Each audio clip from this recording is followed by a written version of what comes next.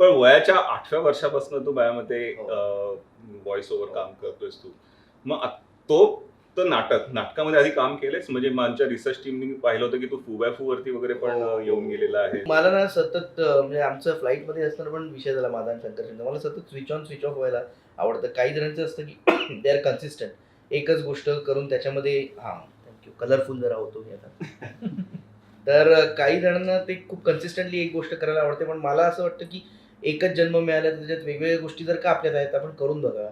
मी वेगवेगळ्या भाषांमध्ये सिनेमे केले आहेत. त्याच्यानंतर ॲज अन ॲक्टर म्हणून. त्याच्यानंतर मी वेगवेगळ्या भाषांमध्ये डब तर करतोच. त्याच्यामुळे कुठलीही रिजनल लँग्वेज असेल. काही वेळेला आम्ही फ्रेंच, त्याच्यानंतर इतर फॉरेन लँग्वेजेसमध्ये पण डब केलेलं आहे. सो मला वाटतं की हे एक चॅलेंजिंग आणि गमतीशीर भाग आहे.